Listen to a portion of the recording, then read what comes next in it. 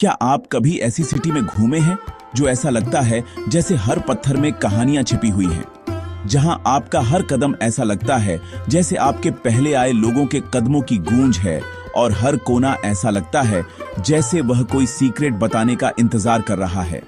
कुछ जगहें तो बस कहानियों पर बनी होती हैं और आप इसे हवा में महसूस कर सकते हैं। मैं आपको जोधपुर ले चलता हूं, इंडिया की लेजेंडरी ब्लू सिटी, जहां हर गली एक कहानी सुनाती है और हवा में मिस्ट्री भरी हुई है।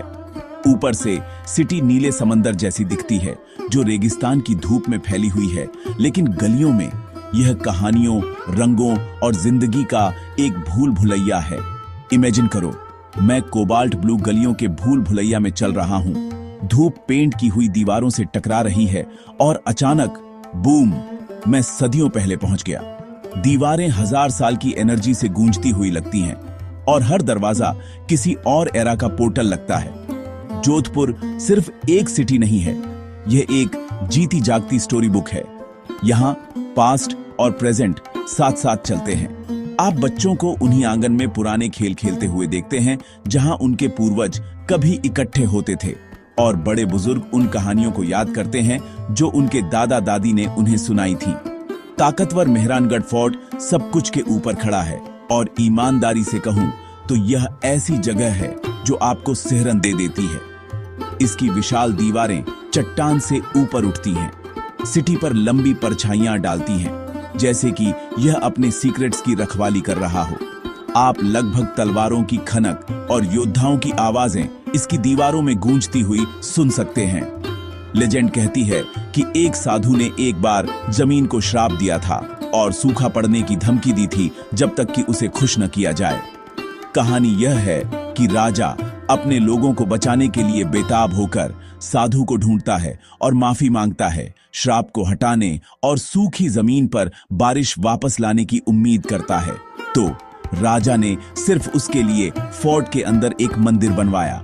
आज भी लोग इस पवित्र जगह पर प्रेयर्स करने आते हैं, आशीर्वाद और गुड फॉर्च्यून की उम्मीद करते हुए, और उस मिस्टीरियस फिगर को रेस्पेक्ट देने आते हैं जिसने सिटी की डेस्टिनी को शेप दिया।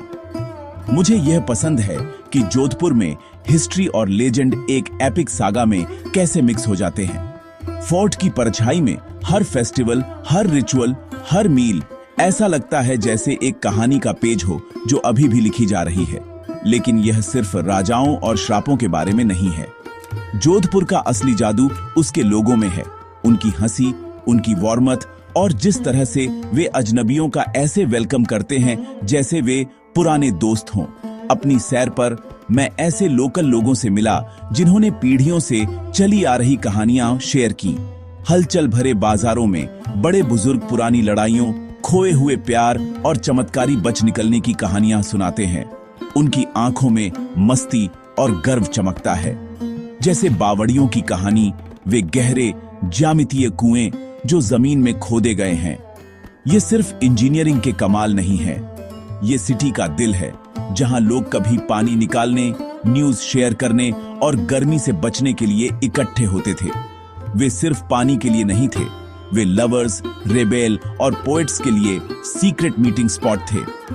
इमेजिन करो फॉरबिडन रोमांस, फुसफुसाहट वाली योजनाएं, इन पुराने पत्थरों की ठंडी छाया में कंपोज की गई कविताएं।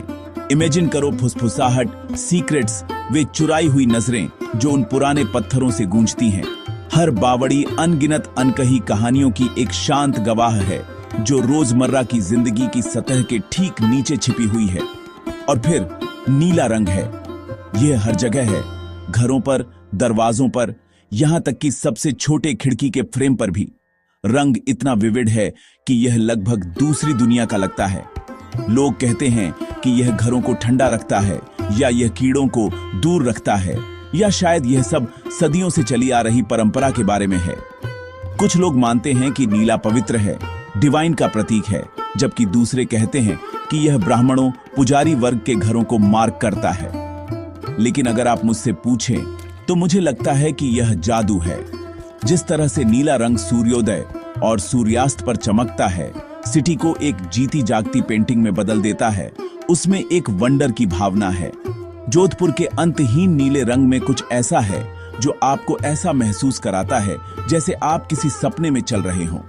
ऐसा लगता है जैसे सिटी खुद आपको अपने आप को खोने के लिए, घूमने और अपने छिपे हुए कोनों को खोजने के लिए इनवाइट कर रही है। हर कोने में एक नई कहानी है।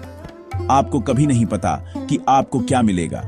एक छिपा हुआ मंदिर, समय से फीकी पड़ी एक भित्ति चित्र, या दोस्तों का एक ग्रुप जो छाया में मजाक कर रहे हों।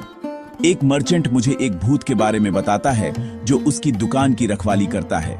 वह कसम खाता है कि वह स्प्रिट चोरों को दूर रखती है और गुड लक लाती है, और वह हर रात आभार में एक दीपक जलाता है। एक परिवार मुझे चाय के लिए इनवाइट करता है और पुरानी लड़ाइयों के दौरान बहादुरी की कहानियां सुनाता है। उनकी कहानियां हीरोज और हीरोइनों से भरी है, दिल टूटने और जीत के पलों से भरी है, और जब मैं सुनता हूं तो मुझे ऐसा लगता है जैसे मैं उनकी दुनिया का हिस्सा हूं। सिटी की कहानियां सिर्फ गाइड बुक में नहीं हैं, वे हंसी में, गॉसिप में और उन शांत पलों में हैं जिन्हें आप पकड़ सकते हैं अगर आप ध्यान से सुने। वे जिस तरह से लोग एक दूसरे को ग्रीट करते हैं, शाम को गाए जाने वाले गानों में और रात में सिटी पर छा जाने वाली शांत खामोशी में है। तो अगर आप मेरी तरह स्टोरी लवर हैं तो जोधपुर आपको हैरान कर देगा। यह ऐसी जगह है जहां हर भावना जागृत होती है, जहां हर दिन एक नया एडवेंचर लाता है, और जहां पास्ट और प्रेजेंट हमेशा बातचीत में रहते हैं। यह इस बात का सबूत है कि सबसे अच्छी कहानियां लिखी नहीं जाती, वे जी जाती हैं, शेयर की जाती हैं और किसी जगह की बहुत ही फैब्रिक में बुनी जाती है। जोधपुर में कहानियां हर जगह हैं, आपके सुनने, पूछने और उनका हिस्सा बनने का इंतजार कर रही हैं। इस जर्नी में मेरे साथ जुड़ने के लिए थैंक्स। मुझे उम्मीद है कि आपने जोधपुर के लोगों और उनकी कहानियों का जादू, मिस्ट्री और वार्मथ महसूस की होगी। अगर आप दूर दराज की जगहों से और मिस्टिकल कहानियां चाहते हैं तो सब्सक्राइब करें। वहां एक पूरी दुनिया है जो खोजने का इंतजार कर रही है, और मैं उसे आपके साथ शेयर करने का इंतजार नहीं कर सकता। और याद रखें, दुनिया छिपी हुई लेजेंड्स से भरी है। कभी कभी आपको बस थोड़ा और गहराई से एक्सप्लोर करने की जरूरत होती है। कौन जानता है कि आप आगे कौन सी कहानियां उजागर करेंगे।